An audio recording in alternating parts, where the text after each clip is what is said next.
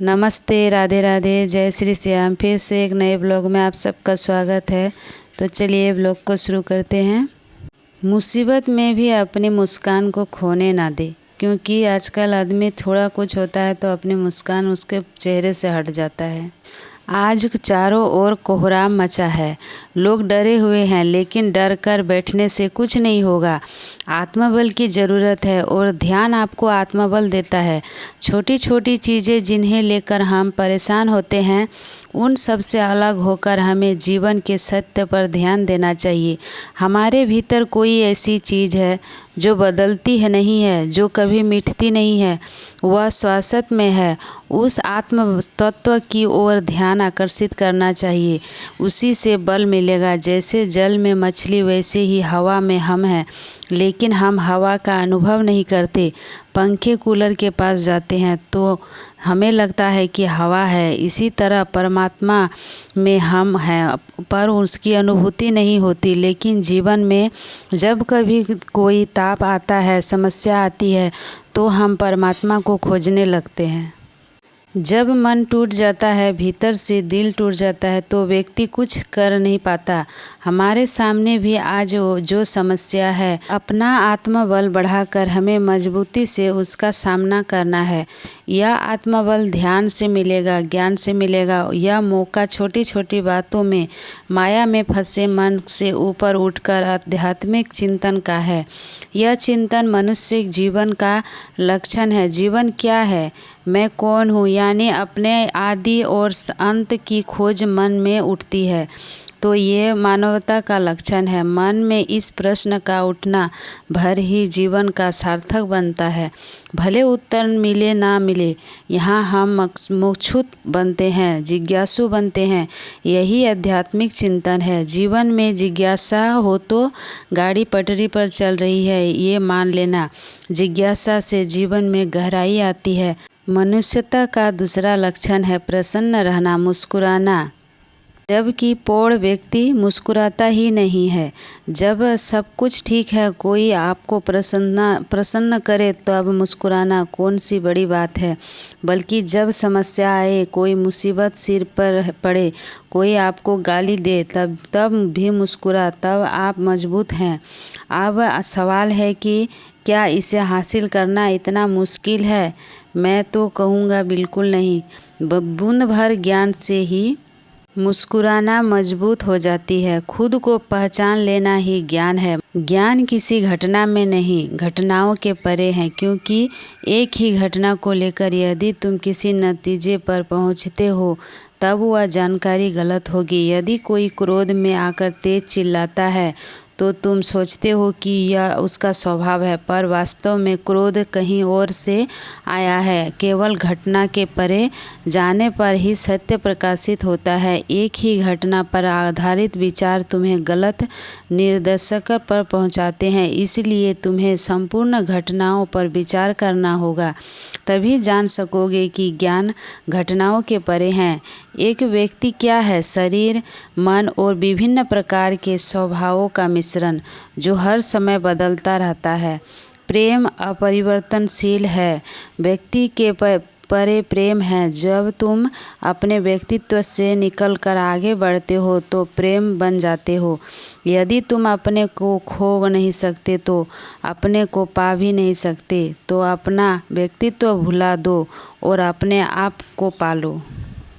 हर वस्तु के परे अनन्तता है। एक वस्तु सीमित है। किसी भी वस्तु का यदि लगातार विघटन किया जाए तो तुम्हें परिणामों मिलेगा, और हर परमाणु में अनंत आकांश है। शून्य वस्तु के परे अंतरता है। घटना, व्यक्तित्व और वस्तु के फंस जाना ही माया है। इन सब के परे जाना ज्ञान, प्रेम और ब्रह्मा है। वस्तु के परे जो है वह अनन्तता है। व्यक्ति के परे व्यक्तित्व प्रेम है। तुम हमेशा खुश कैसे रह सकते हो? हमेशा खुश भूल जाओ, तभी आप खुश रह सकेंगे। हमेशा आराम की चाह व्यक्ति को आलसी बनाती है। हमेशा पूर्णता की चाह व्यक्ति को क्रोधित करती है। हमेशा अमीर रहने की चाह व्यक्ति को लालची बनाती है।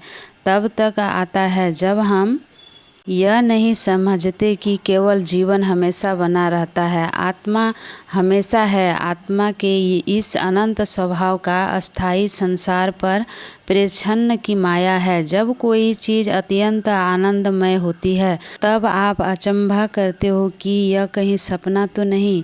जिसे आप वास्तविक समझते हो प्राय वह आनंदमय नहीं होता। इसीलिए जब दुख होता है तब आप तभी नहीं सोचते कि शायद यह सपना है। आप निश्चिंत हो कि यह सत्य है। वास्तविकता को मिथ्या और मिथ्या को वास्तविक जानना है। हकीकत में तभी सभी दुख मिथ्या है। ज्ञानी व्यक्ति जानता है कि खुशी वास्तविक है क्योंकि यह तुम्हारा स्वभाव है। पीड़ा भ्रम है क्योंकि यह स्मृति से आती है। जब आप दोनों को स्वप्न की भांति देख सकते हैं हो तब आप आत्मस्थित होते हो। डरावना सपना है। स्वप्न को सच समझना। स्वप्न में कोई भी उलझन नहीं होती। बस यही आश्चर्य करते रहो कि क्या यह सब स्वप्न है और आप सत्य के प्रति जागृत हो जाओगे। कहा जाता है कि किसी चीज़ को शिद्दत से चाहे तो पूरी कायनात हमें उससे मिलाने में जुड़ जाती है, पर इसके लिए इच्छाओं का होना, उन पर भरोसा रखना और उन्हें पूरा होते हुए देख पाना भी ज़रूरी होता है। हम जब अपने भीतर और बाहर अपनी इच्छाओं के लिए जगह बनाने लगते हैं तो कुदरत अपने आप ही हमें उन चाहतों की ओर ले जाने लगती है। हमारी दो दुनिया है, एक जो हमें आँखों में दिखती है, दूसरी जिसे हम आँखों से नहीं देख पाते। जो दुनिया हमें आँखों से दिखती है उससे भी कहीं बड़ी वो दुनिया है जो हमें आँखों से नहीं दिखती। इन दोनों ही दुनिया को हमारी इच्छाओं, हमारे फैसले, हमारे विकास पर प्रभाव पड़ता है। कितनी ही दफ़ा हम रोज़मर्रा की समस्याओं में इतना उलझ जाते हैं कि अपने भीतर से जुड़े ही नहीं पाते। हमारे मन में हमारी इच्छाएं हमारे भीतर पूरी तरह दर्ज नहीं हो पाते। हम सभी जितना खुद को समझते हैं उससे कहीं ज़्यादा सूक्ष्म हैं। हम चेतन और अचेतन स्तर की दुनिया, उसके विस्तार और मजबूती के बारे में भी बहुत कम जानते हैं। हम सब में इतनी ताकत है कि हमें जिन चीज़ों की ज़रूरत है या जिसकी हम अच्छा रखते हैं उन्हें अपनी ओर आकर्षित कर सकते हैं। अपनी इच्छाओं को पहचानने और उन्हें पूरा करने के लिए हमारा खुद से जुड़ना ज़रूरी है। जितना हम स्वयं से जुड़ते हैं उतनी हमारी बेचैनियाँ कम हो जाती है। हमारे भीतर से शांत रह पाते हैं जब किसी से तुलना नहीं करते, किसी को हराने या किसी से बेहतर होने की इच्छा से काम नहीं करते। हमारी इच्छा केवल खुद से बेहतर होने की होती है। शांत मन से की गई कोशिशों में ही हमारी चाहतें फलती फूलती है और हम जैसा सोचते हैं वैसे हो जाते हैं। अपने विचारों और भावों को फालतू बातों पर न लगाकर सही दिशा दें। आपका लगातार क्या सोच रहे हैं उस पर नज़र रखें। अपनी इच्छाओं को आज की सीमाओं को और हालातों में न बांधें। अपनी कल्पनाओं में उन्हें पूरा होते हुए देखें। खुद को, दूसरों को, अपने हालात या किस्मत को कोसते न रहे। देर सवेर लगातार की जाने वाली अच्छी कोशिशों को साथ मिल ही जाता है।